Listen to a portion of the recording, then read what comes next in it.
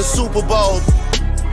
Broadcasting from Radio Row inside the Mandalay Bay Convention Center in Las Vegas, Nevada. You are tuned into Sideline Sports Talk Network's The W Show on 100.1 FM, Kansas City. Brought to you by Stockman Law Firm, the Solar Center, the Negro Leagues Baseball Museum, Golden Gate Funeral and Cremation Services, Gates Barbecue, Positivity Water, Soiree Steak and Oyster House, the Wright Cali Tax Preparation, Dillard's Zona Rosa, KC We Spin 360, Derek Thomas Neil Smith III and Long Foundation, Phenomenal Kids Child Care Learning Center, XC Fright Studio Plush, Sierra Fonseca, hairstylist in New York Life. Back here live inside of the Mandalay Bay Convention Center. Radio Row is where we are. We have another great guest, Chase Sr., host of the Chat Sports on 49ers Report. What's happening, Chase? How you doing? I love that intro right there. You guys are bringing the heat on the intro. I dig it. Doing great, man. Las Vegas is awesome. Obviously, it's really busy, as you know, but glad to chop it up and talk Super Bowl 58. Now, you're seeing it from the other side. We see it from the Kansas City perspective, but just talk about the happenings around, what is it, Santa Clara? Yeah, where the team is 49ers country. Talk about what the happenings and the rumblings going on around there. Yeah. One of my big takeaways just being around the Niners over the last couple of days, you have the Kansas City Chiefs who are familiar with this setting, right? Mm-hmm. They've been to 4 Super Bowls over the last 5 years.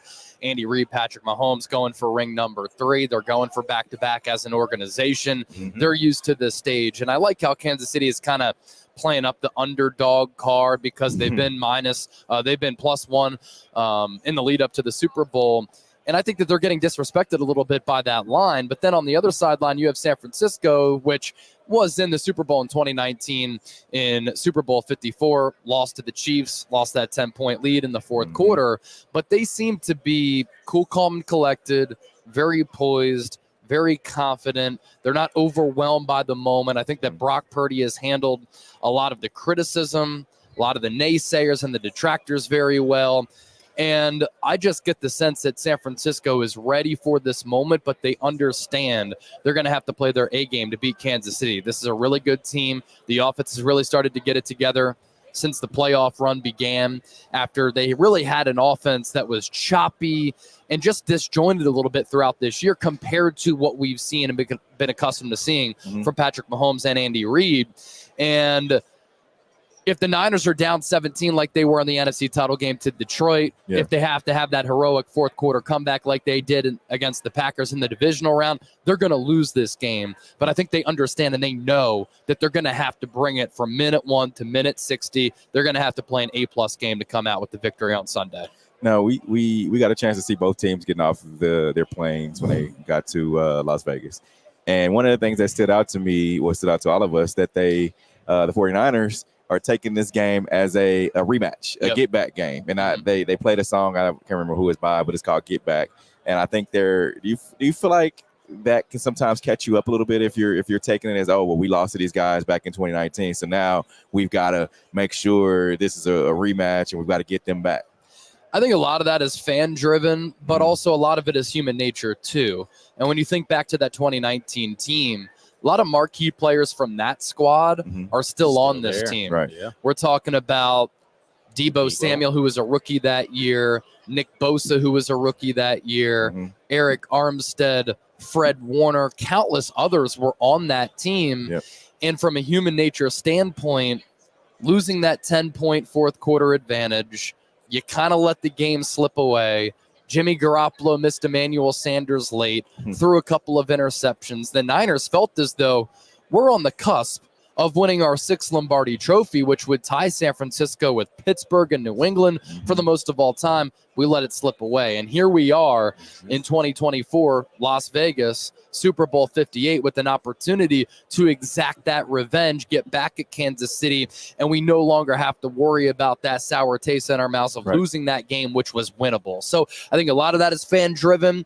But I think San Francisco, with a lot of the marquee players on that squad, head coach Kyle Shanahan, who's now been a part of that collapse, 28-3 collapse, a 10-point lead squandered in the 2021 NFC Championship game. To win this one, it'd be a big we're talking legacies on the line right here. Yeah, and they celebrated early in that Super Bowl game. They did. Like The interception, and it was they became a meme. Yeah. And I think that does like fuel them wanting that get back revenge. Because you mentioned them getting off the plane. It seems like the 49ers are more about business this year. And we talked about the Chiefs. You talked about the Chiefs going to Germany and treating that as a business trip and not necessarily a vacation. Covering the 49ers, I went off on a whole tangent, but covering the 49ers, how is that experience covering the 49ers being from Philly, growing up a Philly fan? Yeah. Talk about some parallels, especially from the two cities, because that's two very different dynamic cities too. You have East Coast and West Coast. No doubt. And I was telling you, I represent the good in Philadelphia. So we're not all mean people, I promise you. Some of the parallels, I think that the Philadelphia Eagles have a nationwide brand. I think the San Francisco 49ers have a nationwide brand. Maybe for the Niners, it's a little bit more worldwide, whereas with Philadelphia, it's more in America. Yeah. But both marquee brands, they get a lot of primetime games. San Francisco, as far as high-level Super Bowl success, they have 5 rings. Philadelphia Eagles only have 1. But if you think about the history of the Eagles organization, really since 2000, we were talking about this before the show with Andy Reid. Since 2000, Philadelphia is number 2 in playoff victories behind New England, which went on a 2-decade-long dynasty run with 6 Lombardi trophies. Philadelphia, number 2 in playoff wins. They've been to 7 NFC championship games since 2000, and they've been to 3 Super Bowls. So they've had a lot of success, much more than a lot of other organizations. So they've been successful. San Francisco's been successful. I think both fan bases for different reasons, because they're different areas of the country. Of course. So people carry themselves a little bit differently. They're both extremely, extremely passionate. So for me and what I do, 49ers Report on YouTube, Eagles Now on YouTube as well, I'm the host of both channels. It's great to have fans who actually care about the product, who care about the team, because when I do shows every single day, I want to talk to people who actually care. And how long have you been in this role? 3rd season covering the Niners. I graduated Temple University in 2015, so I've been in broadcasting since then. And then I've covered the Eagles the last 2 years on a full-time basis. So since 2019? Yeah. Talk about 2021 for the Niners. Yeah. Talk about how it's been really kind of building that brand, because I saw you've been up to like 2 million viewers. And especially on both ends. Yeah, it's crazy. So I did the whole broadcasting, climbing the ladder route, where I went to Temple, studied broadcast journalism there, moved out to Springfield, Illinois, started covering local high school and college sports. Then I went the TV route, covered news and AAA baseball, Penn State football, and then I came to Chat Sports in 2021. And the ascent has kind of been crazy for me. Like, I grew up 5 years old, wanted to get into sports broadcasting, wanted to cover the NFL. So to be on this platform, reaching in January almost 3 million people for the Super Bowl run has been incredible. And then with that, organically, like, the Twitter has kind of blown up a little bit. I got 10,000 followers there. Instagram, it's been wild. December, I had 3,000 followers, but I started putting out all these short form videos on the Niners. And because of the Super Bowl run, I'm up to 18,000 followers there. So it's pretty surreal. It's crazy. It's cool to really have that outreach, and just going to continue to grind, keep it moving. So I do want to poke the bear a little bit on the other side. Of course, you have to run with your Niners take. So if you're interpreting the Chiefs going into this one, if you are Chiefs is your team, what is your take on the Chiefs going into this one and their perspective then? I have so much respect for the Chiefs. I was in Phoenix last year covering the Eagles-Chiefs Super Bowl, and Philadelphia, like San Francisco in 2019, last year had Kansas City on the ropes. They're up 10 at halftime, and offensively, they had a lot of explosive plays. And then defensively, they made no adjustments. Andy Reid, Patrick Mahomes did. They schooled him on some of the pre-snap motion plays along the goal line to Sky Moore and Kadarius Toney. Patrick Mahomes in that second half had 1 incompletion. The only incompletion was on a throwaway. And that's what Andy Reid and Patrick Mahomes do. And Andy Reid, I have so much respect for him growing up in the Philadelphia area, but this guy is so seasoned. He's so experienced. I think he's the best offensive mind in football Easily. since 2000, one of the best offensive minds in the history of the NFL. With an extra week of preparation, San Francisco's going to have to bring it. And like I said, they're going to have to play extraordinarily well with no flaws, no mistakes from the start to the end. And not only are the Chiefs always so prepared because of Andy Reid just being a genius with that extra week, You can say that again. they can make adjustments. And it's not just Andy Reid. What he's done such a great job of his entire coaching career, he has a great coaching tree, but he also hires really good coordinators. Like Steve Spagnuolo is maybe the best defensive coordinator in the game. And I think the Chiefs right now have the best defense in the NFL. And what's impressive and what's dangerous to everybody else, down year offensively for Kansas City, great year defensively for the Chiefs. This Chiefs defense has a lot of young players. So now Mahomes, and I talked to him yesterday about this, and he made a good point. It's like, previously when maybe we didn't have a good defense, I'd get aggressive. I'd take some shots. I'd take some risks. Now everybody's thinking that I'm not the same quarterback or we don't have the same offense because I'm more safe and conservative with the football. I'm taking the check down, but I'm doing that because we're going to be able to rely on our great defensive attack. So it's a well-rounded team that offensively has really started to find its groove.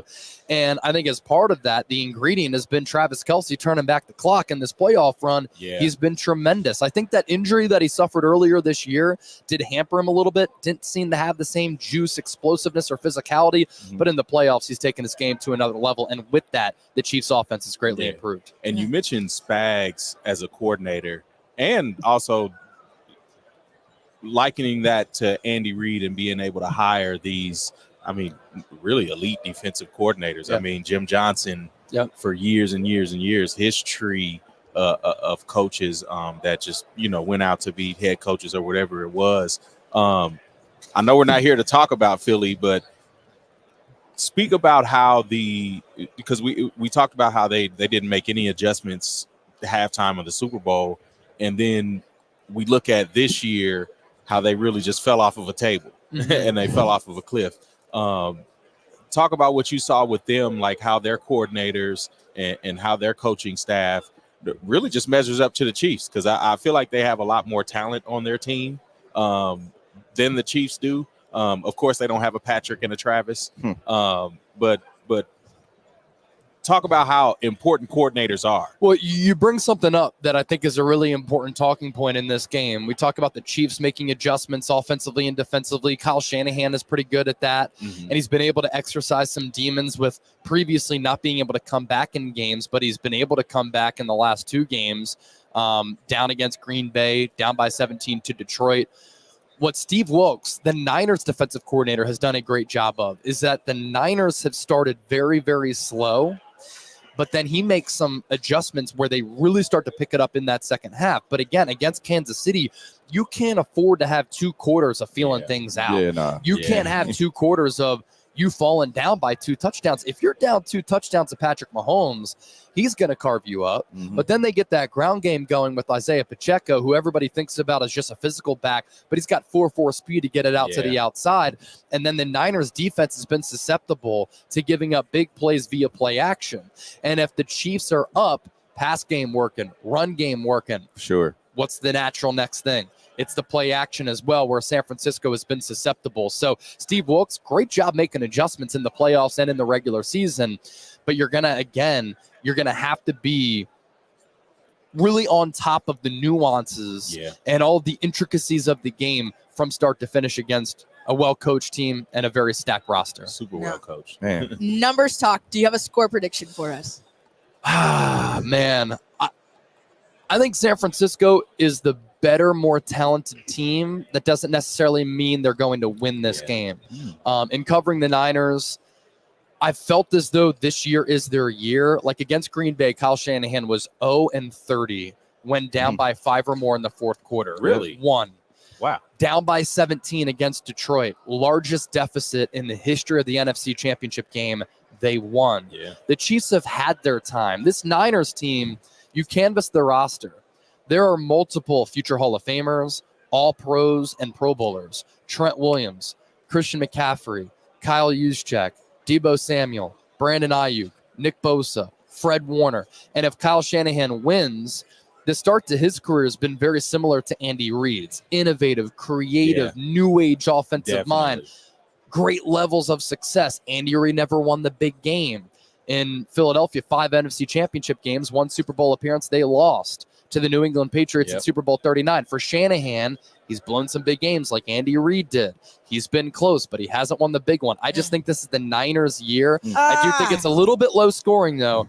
I could see this game being like 28-25, 26-23. San Francisco wins on a field goal late. Now let me ask you this. Well, that's from the Niners. Come on, tomato. I didn't know I was going that way. And let me ask you this. The 49ers lost some crucial games. I mean, you lost to the Baltimore Ravens. Yep. That was a crucial loss. It was a crucial loss in front of America. What was it, Monday Night Football? Or the Sunday Ravens Night was Football? on Christmas. Christmas. Yeah. So then I think Green Bay, that was another one.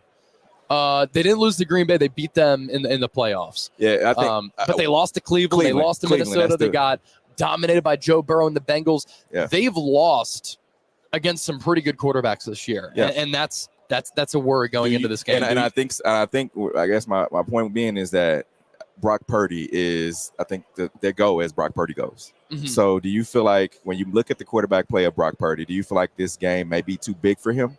I don't think so. And everything that I've kind of gathered with just being around him and the team over the last couple of days, we're talking about a year 2 player who is 17-4, 4-1 in the playoffs, hadn't faced a lot of adversity in his young career up until this playoff run, hasn't had to come back in a lot of games outside of this playoff run, but he's been able to check a lot of boxes here. And when you're Mr. Irrelevant, you're doubted.